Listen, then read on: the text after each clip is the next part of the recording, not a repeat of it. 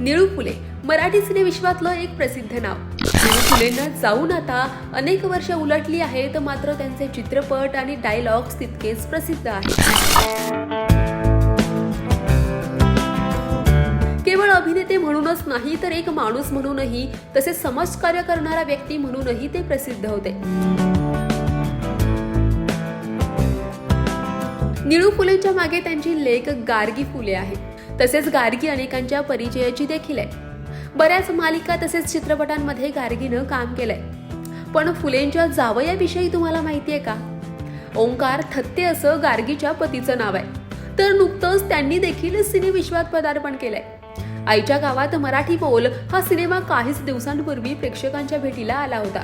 आणि महत्त्वाचं म्हणजे या चित्रपटात निळू फुले यांचा जावई ओंकार थत्ते देखील एका महत्त्वाच्या भूमिकेत आहे.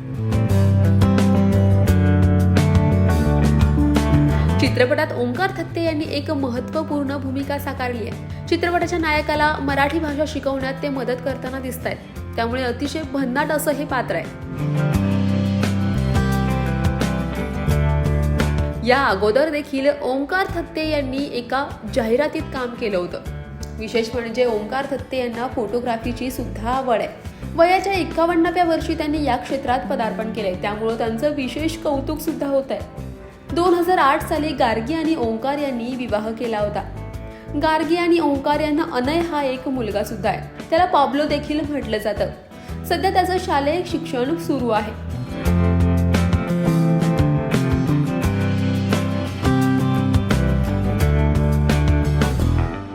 याशिवाय निळू फुले यांच्या जीवनावर आधारित बायोपिक बनवावा अशी इच्छा ओंकार आणि गार्गी यांची आहे आणि त्यावरच त्यांनी काम सुद्धा सुरू केलंय. लवकरात लवकर हा चित्रपट प्रेक्षकांच्या भेटीला यावा म्हणून ओंकार आणि गार्गी पूर्णपणे प्रयत्न करतायत. मागच्या वर्षीच या सिनेमाचं पोस्टर देखील रिलीज झालं होतं. तर अभिनेता आणि दिग्दर्शक प्रसाद ओक या सिनेमाचं दिग्दर्शन करणार आहे. पण अद्याप तरी हा चित्रपट नेमका कधी प्रदर्शित होणार हे गुलदस्त्यात आहे.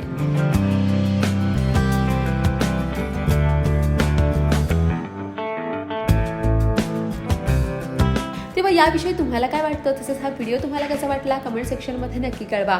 आणि मराठी कला विश्वातील अशाच नवनवीन घडामोडी आणि गॉसिप जाणून घेण्यासाठी लोकमत फिल्मीला लाईक करा, शेअर करा आणि सबस्क्राईब करायला विसरू नका.